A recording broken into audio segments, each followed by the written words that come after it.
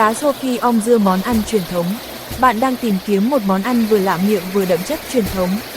Miền Tây sông nước hữu tình, với những con người chân chất và cảnh sắc nên thơ, luôn mang đến những món ăn đậm đà hương vị quê nhà. Một trong những đặc sản không thể bỏ qua chính là canh cá rô phi om dưa. Món này được chế biến từ những con cá rô phi đồng tươi ngon. Nặng đến 1,5 kg, vừa được bắt từ người dân Vỡ Trà cạnh bờ sông Cửu Long. Món canh này là một món ăn dân dã mang đậm hương vị của miền quê sông nước, kết hợp với vị chua nhẹ của cải chua, tạo nên một bữa ăn ấm áp và hấp dẫn. Nào ta cùng vào bếp chế biến món ăn dân dã này nhé! Chuẩn bị nguyên liệu: một con cá rô phi đã làm sạch khoảng 1,5 kg, rửa sạch bằng nước muối loãng và chanh, cắt làm 4 để ráo. 2 quả cà chua, 250g dưa cải chua rửa sạch, vắt ráo cắt miếng vừa ăn. Rau ngò gai, ngò om rửa sạch cắt nhỏ, 3 củ hành tím băm nhỏ. Dầu olive, nước mắm, tiêu đen, muối hồng, đường nâu và gia vị khác theo khẩu vị gia đình.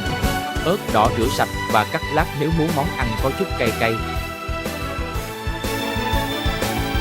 Nấu canh chua, cho một ít dầu ăn vào nồi, sau đó cho hành tím băm vào phi thơm. Tiếp theo cho cà chua và dưa cải chua vào xào cho đến khi nước cà chua sệt lại. Nêm một chút muối, tiêu và đường nâu và một ít nước mắm.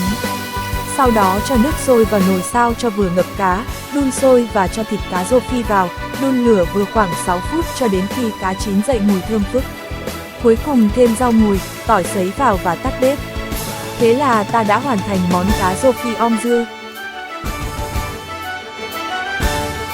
Món cá rô phi om dưa ngon nhất khi dùng nóng. Vị chua nhẹ của cải chua kết hợp với vị ngọt tự nhiên của cá rô phi và hương thơm từ hành tỏi sẽ làm bùng nổ vị giác của bạn.